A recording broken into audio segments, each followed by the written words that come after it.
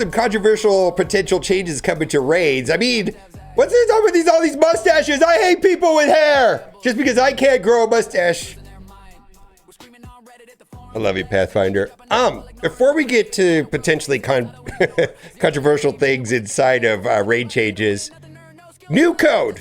At any given time, you can go on Discord or on my Twitch chat, and you can type in exclamation codes, and it'll give you the most current codes, right? So this is brand new right now. September counts, expires on the 23rd. I don't know if this one works anymore. It'll work until tomorrow, SEP drop. And this is where we're going to be getting 1 million gold and 25,000 shop credits. Shop credits are very impactful for new player accounts. And we do have a consolidated blog post, courtesy of Venora. We'll go over that, but before that, I want to go into what there has been a lot of conversation about this morning. Pretty much everything we've been talking about today is about this new requirements or new version of the Annihilation 2 raid. Let's read it and then we'll talk about it.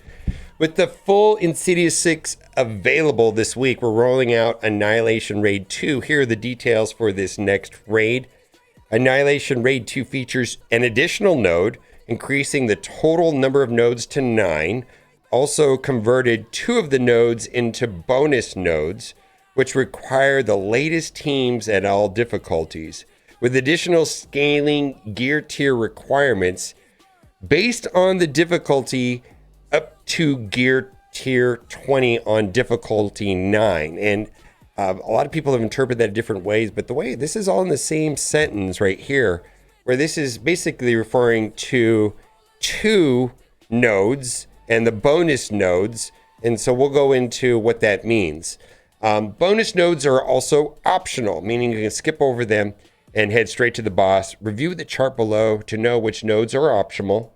With the adjustments to the nodes, we're also updating the amount of energy you gain per 24 hours to 96. Note that the energy cap is staying at 80 energy. So this is going to incentivize people to log in more frequently. So the optional nodes, what they're saying is that these 2 optional nodes on difficulty 9 will be at gear tier 20. Hellfire Club, Insidious 6, Shocker, and Volter. Now, whether this is good or worth doing or not largely depends on what the rewards are going to be. And then we'll have to make a decision. And there's 2 decisions that I think one would have to consider, but it says, and which we're going to talk about, updated rewards accompanying the raid changes or updates to the rewards compared to the Annihilation 1 raid. Annihilation 2 raid is increased amounts of antimatter and gear tier 20 orb fragments per node.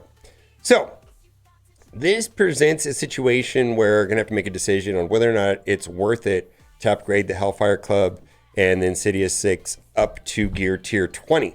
And there's some characters in here that I normally would not upgrade. Like, for example, because a character like Emma is kit-based, I don't really want to take her to gear tier 20 because she requires 4 pieces. Now, here are some of the characters that we're talking about on the top row that I've not taken to gear tier 20. And also you can see how many pieces are missing, which are going to be the gear tier 20 pieces. So like a character like Emma, which is a kit-based character, right? Not a lot of value there in a kit-based character and taking up to the next tier, other than for this, and she requires 4 pieces. Madeline Pryor's 2 pieces, Azazel's 3 pieces, Sebastian's 2 pieces, Shocker's 2 pieces, and then I haven't started working on Scorpion, and Spider-Man will be out shortly. So 2 things. This could be truly awful and not worth it if the juice is not worth the squeeze, right? We're going to have to find out. We're going to have to make a decision. Another thing too, will doing this help me or hurt me in getting Blue Marvel?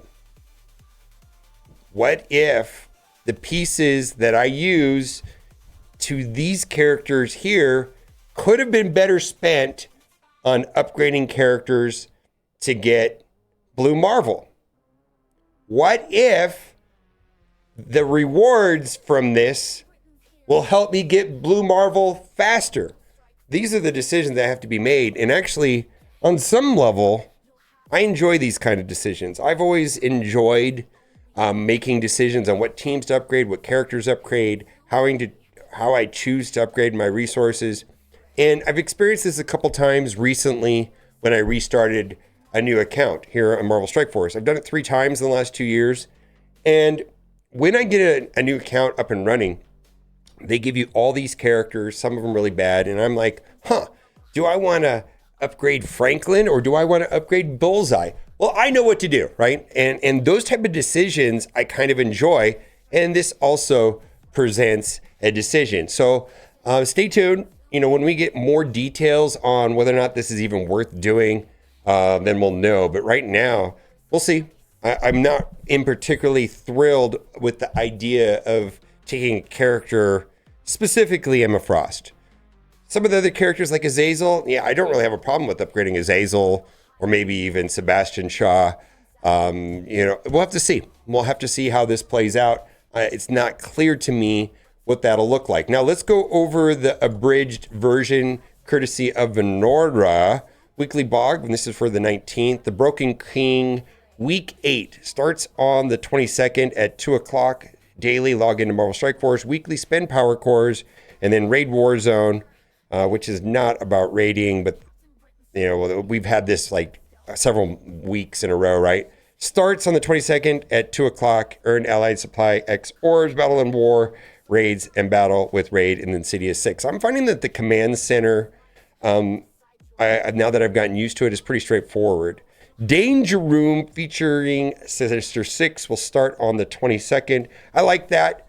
The reason why I like that is that Twitch drops are going to line up with that. So I can try to bang this out right when Twitch drops. That's when everybody's watching Twitch drops. We can all play it together. We can all learn how to play it together. And then the drops reset at that time as well. Superior Spider-Man will be coming to the game on the 24th. Also, there should be, according to the data mines, there was access to Scorpion in this, if I remember correctly. And that's kind of what I was hoping to do, is to get Scorpion essentially without coring or any cost, when the 3-piece of the team of the new characters for the Insidious 6 works. So that's kind of like what my plan was. Superior Spider-Man becomes available and has an increased drop rate in Red Star Orbs. Evasion Event Quasar. Power Up Harbinger trait for this event. Okay. This is kind of a repeat. We'll see how that plays out. Superior ISO Evolution. Starts on the 26th. Earn 1 Golden Web. Earn Superior Spider-Man Diamond Orb Fragments. Battle and Raid. Battle and Raid with Insidious 6. Battle and Raid with Superior Spider-Man at Scaling Yellow Stars. All right. Twitch drops. There we go. This will be starting right when the Danger Room comes out. And so there seems to me to be a lot of fun in Danger Room in knowing what 2 characters are usually best to start off with, and what boons to keep an eye out for. And the community kind of picks up on that very quickly. And, a lot of people on the last ones, depending on how difficulty, were able to bang it out in a couple hours. Finish the whole thing. I mean, I've heard of even people doing it in one run sometimes. We'll have to see how this one, they're always a little different. So this will also give me an incentive to get everything up and running with the Sinister 6. Okay, now let's read the more detailed blog. Also, it's worth mentioning that I mentioned in yesterday's video, there's a free first claim in the web store. It's actually in game as well, but 2 days in a row, there's been a 24-hour chain offer where the first one is has some bonus stuff at no cost. Okay, let's go into the actual blog post. We're going to start at the top. Read the whole thing. So we got Arachnid Imposter. A lot of this we talked about. Phantom Miner Battle Pass begins on the 22nd. Broken King Week 8. Raid Warzone Danger Room. Features Sinister 6 will all be starting on Monday. And then on the 24th, we're going to get the traditional offers. Superior Spider-Man. This is of interest because then the full 3-piece is available, right? Superior ISO Evolution. Hobgoblin added to the Antimatter store. Keep an eye out for inbox messages alerting to character availability. Fantastic Four MCU to bumps. And direct Red Star and Diamond promotions added to the Antimatter store. Thunderbolt's characters, direct Red Star and Diamond promotions move from the animated store to Elite store. That's fantastic. And then Accursed will be fountained or farmable, but their word is fountainable. the Hood to Raid Store and Raid Orb, Helverine to Hard Nexus 1-9, and Satana to Spotlight Raid Orb. This essentially makes it relatively easy to get them finished all the way up to 7 yellow. Hyperion exit the Spotlight Raid Orb and moves to the War Store. Then we're going to be getting a total of 200 shards in the month for the Blastar monthly event, because it runs in 3 segments, right? So we got that going. Rachel Summers, 25 shards in Alliance Warzone. Scorpion will be 100 shards in week 8. So this is talking about, and it could be wrong, but I thought the data mine suggested that that was going to be tied to something to do with Danger Room. Maybe it was the global milestones. I don't remember. But yes, Scorpion. Maybe we'll read further on and find out the details. Here we go. Phantom Rider Battle Pass. Okay. Broken King, 200 Blastar shards. Month 2, the Broken King continues. Get 200 total shards of Blaster shards. There's going to be a way of jumping ahead of this on the Blastar trial, which is ending on Monday. And if you've placed in the top 2,500, you also get a 5 red before everybody else, which will give you at least several weeks, maybe 6-7 weeks of an advantage until other people are able to catch up through this type of stuff right here. Week 8, log into Marvel, Strike Force, Spin Power Cores, Scorpion Shards, Costume Credits, Path to Scorpion Orb Fragments. Okay, so that's going to be tied right there.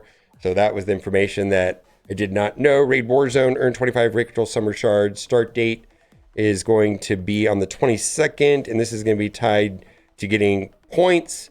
And then you will get the following rewards by battling in war and raid, and battle and raid with Insidious 6. Rewards, Zazel Diamond Orb Fragments and Armor 20 Fragments. Superior ISO Evolution, new purple ISO 8 level. So there's been some discussion about this, about purple 4 and 5 coming to the game. Purple 4 was a 10% stat boost on everything but damage, if I remember correctly.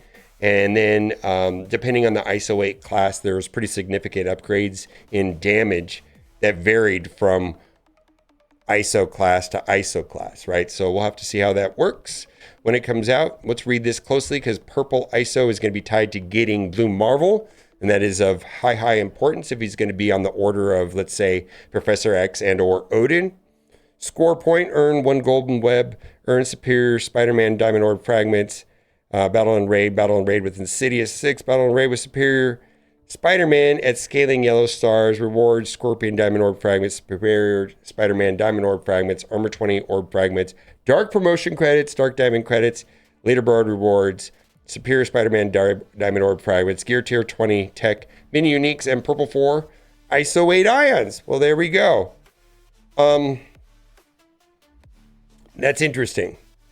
We'll have to see how that goes, because right now we're at purple level 3. Purple 4 should be a slight power increase, of course, but significantly at purple 5 will be the next tier of overpowered. We're not going to read this because this is all pretty standardized. We've already read the details on the Annihilation 2 raid. Let's drop down to the Danger Room featuring Sinister 6. If you're Peter Parker, steer clear of the Danger Room soon, because Sinister 6 are getting the call for Professor X to flex their might in upcoming appearance in the Danger Room. So many Sinister 6 characters now available. We're celebrating this infamous group of big bags, giving everyone the option to play with new and old characters alike. Sinister 6 are the only characters available during this run of the Danger Room, and will be returning to a 3-team approach to the Danger Room following this run. Other updates to the Danger Room run, reducing some of the RNG factor of map generation to help reduce the luck factor scoring points. New difficulty 11. Okay. For top commander, stays at the top of the leaderboard. There's no extra milestone here, just more points and bigger roster tests. So you could do difficulty 10, finish difficulty 10 and be done with it. But if you want to eke out the sweatiness, I kind of like that. It gives I know Bendable Straw is really into it. Elite Combat Mini Boss on Node 10 for all Danger Run rooms, just like the final boss mission. The mini boss will always be the same on each run. Okay. Mandatory care package nodes that contain hero or combat modes at every run feature these care packages. They won't penalize your score for taking the package. Interesting. So this will be starting Monday. Okay. Evasion event Quasar. So if you didn't quite get Quasar to 7 yellow, 7 red during chapter 1, you still power up this legendary character to the full effect during chapter 2. We've updated the Invasion event Quasar to include yellow star promotions and additional red stars, allowing you to use any of the Harbinger characters for most of the Invasion event. Okay, so there is that. And then we will get Twitch drops, which will include 10 superior Spider-Man character shards. And then there will also be 5 Scorpion shards later today in the Friday free claim. Let me know what you think about all this. I think the part that is somewhat controversial, I'm okay with this on some level once I know all the details. But I want to know more. Bye for now.